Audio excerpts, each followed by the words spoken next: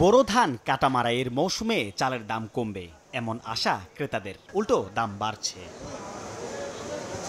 সপ্তাহের ব্যবধানে রাজধানীর কারওয়ান বাজারে মিনিকেট চালে ৩ টাকা বেড়ে কেজি ঠেকেছে ৭২ টাকায়। পাইজামের কেজি ৫৪ থেকে ৫৬, আর বিয়ার ২৮ চালের কেজি ৫২ থেকে ৫৩ টাকা। ব্যবসায়ীরা দায়ী করছেন কর্পোরেট কোম্পানির দৌরাত্ম্যকে। চালের দিক থেকে যতটুকু টাকা দেওয়ার দরকার ততটুকু দিতেছে, কিন্তু অন্য দিক থেকে আমাদের কমাইতে হচ্ছে। সরকার কনজিউমার কোম্পানিগুলোর জন্য একটা ব্যবস্থা নেয়, তাইলে বাজারের নিয়ন্ত্রণ আসতে পারে। এদিকে সরকারি তদারকি প্রতিষ্ঠানের হস্তক্ষেপেও স্বস্তি ফেরেনি ডিমের দামেও। ডজন বিক্রি হচ্ছে ১৫০ টাকায়। চড়া দরে বিক্রি হচ্ছে সব ধরনের মুরগি, আর দামের আগুনে হাতি দেয়া যাচ্ছে না মাছে। সপ্তাহের ব্যবধানে পাঙ্গাস ও তেলাপিয়া মাছের কেজিতে অন্তত ৩০ টাকা দাম বেড়ে বিক্রি হচ্ছে ২২০ থেকে ২৪০ টাকা। খাদ্যের দাম বাচ্চার দাম বাড়ে, তখন তারাই বাড়াইবে, তখন আমরাও বাড়তি বিক্রি করতে হবে। আমাদের জন্য তো একটু কষ্টকর হয়ে যাচ্ছে। সাদাটা বেচতেছে ১৪০ টাকা আর লালটা বেচতেছে ১৫০ টাকা। আসেন সুনামগঞ্জের সিলেট এই দিকে মাছ আসছে যেতে আসে কমের কারণে মালের দামটা আরেকটু বেশি হবে।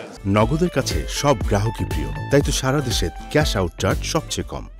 নামছে না কাঁচামরিচের ঝাল, কেজি বিক্রি হচ্ছে ২৫০ থেকে ৩০০ টাকায়। বেগুন, করলা, ঢেঁড়স, পেঁপে বিক্রি হচ্ছে ৬০ থেকে ১০০ টাকায়। বাড়তি দামের জন্য বৃষ্টিসহ নানা অজুহাত বিক্রেতাদের। বৃষ্টি হয়েছে এবং আমাদের বাজারে মাল পর্যাপ্ত পরিমাণ যেটা দরকার তার থেকে অনেক কম আসছে। সবজি যেগুলো দেখলাম যা জিজ্ঞেসি সবই দাম বেশি। আলুর সিন্ডিকেটের হাত থেকে রক্ষা পাওয়া যাচ্ছে না, ৬০ টাকার নিচে মিলছে না কেজি। আর পেঁয়াজের ঝাঁজ দাঁড়িয়ে আছে সেঞ্চুরিতে। ১৫ দিন আগেও পেঁয়াজ কিনেছি আমি ৮০ টাকা করে, সেই পেঁয়াজ আজকে ১১০ টাকা। দাম তো অনেক বেশি, পাইকারি বাজারে গেলাম আড়তদারের ঘরে পেঁয়াজ নাই।